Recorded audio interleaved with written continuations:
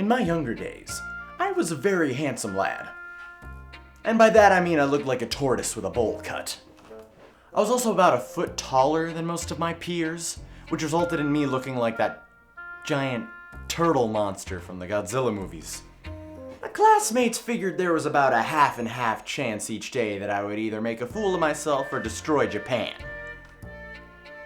Last time I checked, Japan is still here, so you can guess which one took precedence.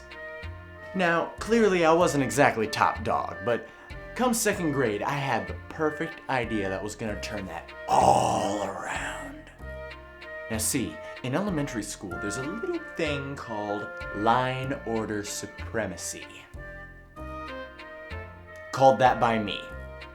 And only me. It's actually a terrible name. Now see, it's a rule that states that the closer you are to the front of the line, the cooler you are.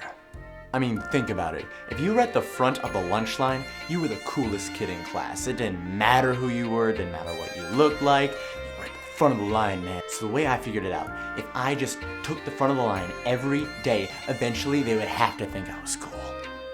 So here I am, every day, just bolting to the front of the lunch line, begging the gods above that I make it.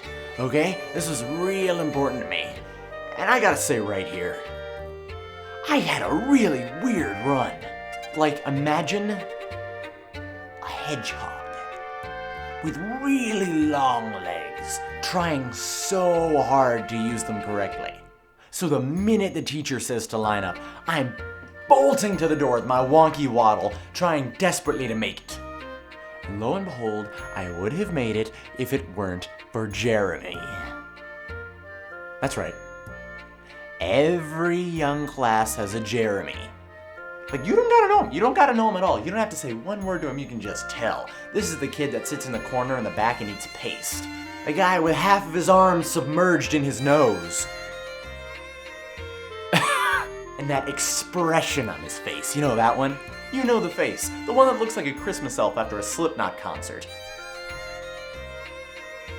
So, I relaxed myself and calmly asked, "Freaking Jeremy, what do you want?" And Jeremy is just standing there freaking staring at me like I'm a boiling lobster in a pot. So I calmly ask him again, "Jeremy, what do you want?" And there's that stare. The Jeremy kid stare. Just freaking empty gazing.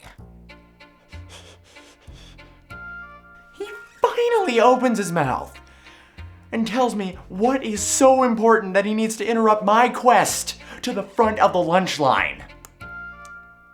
You're gonna eat your dessert?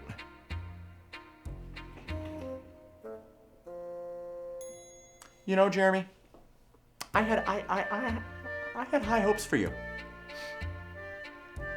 I thought maybe this one time, you would say something important.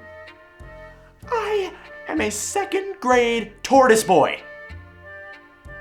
I am not going to share my Little Debbie with you. For many years, my only girlfriend was Little Debbie. So, of course, I never made it to the front of the line, but it didn't matter. Didn't matter. I was an outcast. I was a loner. And I was made all the better for it. You know, it just goes to show that anybody can make it in this world. Anybody. Even if you never made it to the front of the lunch line. You know what else it goes to show? Jeremy sucks! Dang it, Jeremy! Jeremy,